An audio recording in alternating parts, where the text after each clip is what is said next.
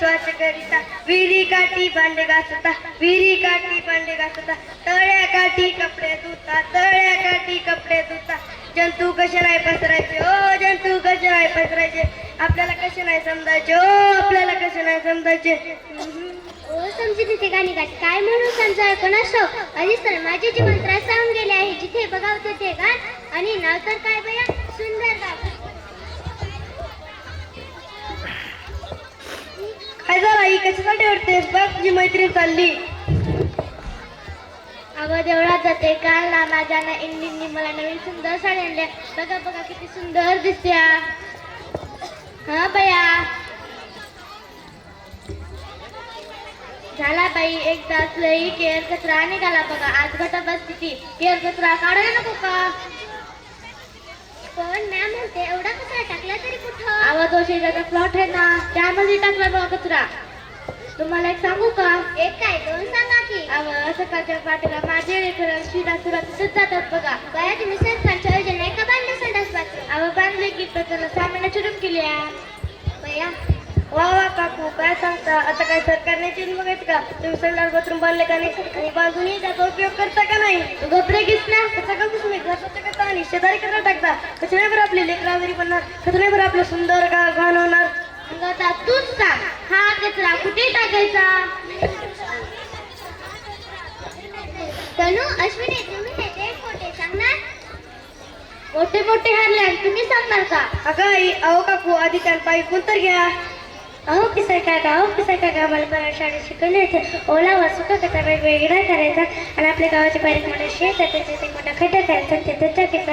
Okay नाही? हो हो. आणि त्यामुळे काय होते माहिती का? काय होते त्यामुळे शेतीसाठी लागणारे उपयोगी खत तयार होते, त्याला कंपोस्ट खत म्हणतात. अगं बाई काय म्हणली? कंपोस्ट खत. कंपो म्हणजे काय?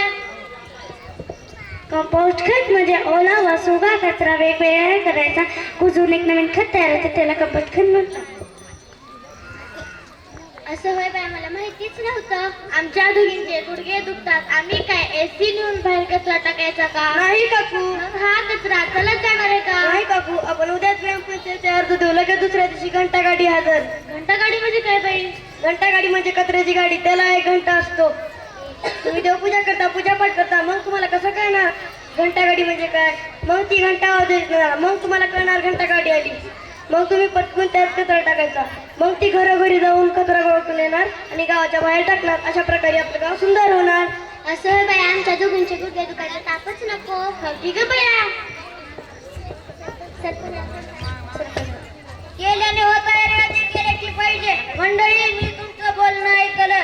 आपल्या गावातून सुंदर गाव, आपल्या गावाच्या शेजारी महादेवाचं प्रसिद्ध मंदिर आणि आपल्या गावाच्या शेजारी महादेवाचं प्रसिद्ध मंदिर आणि आपल्या इथं पोऱ्यांची पण लोक बी येणार आहेत आणि नाकाला पडदे बांधणार. बरोबर आहे का हे? नाही ना. मग ठरलं समजा गाव स्वच्छ करायचं.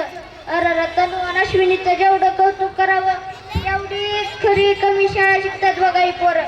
चला मग लागा का, मला सुंदर गाव सुंदर दिसलं पाहिजे. आपण आपल्या गावात कसं स्वच्छतेच्या पुजारी सत्य काढ बाबा त्या प्रसन्न. चला मग लागा का मला. हे मायबू तुझे मी पेडील पांग सारे, आली न आरतीला ते सूर्य चंद्र तारे. झालं का अरुण? हो झालं. आपलं गाव किती सुंदर दिसतंय. जिथं बघाल तिथं स्वच्छता. चला मग सरपंच, आपण पीओ मॅडमला रिसीव्ह करायचो. हो चला. मॅडम आले. Welcome madam, welcome. Oh what beautiful village. किती सुंदर गाव आहे. खरंच खूप आवडलं मला. सर्वांनी असंच आपलं गाव ठेवलं तर देश मात्र स्वर्ग बनल्याशिवाय राहणार नाही.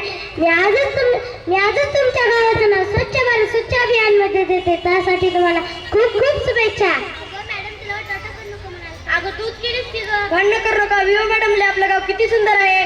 असं होय बाई, आम्हाला माहितीच नव्हतं.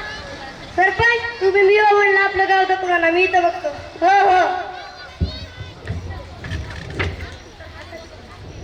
ये प्रीत जहाँ की वीत सदा की मैं गीत गाते रहता हूँ। भारत का रहने वाला मैं भारत की बात सुनाता हूँ। संत गाडगे प्रसन्न झाले.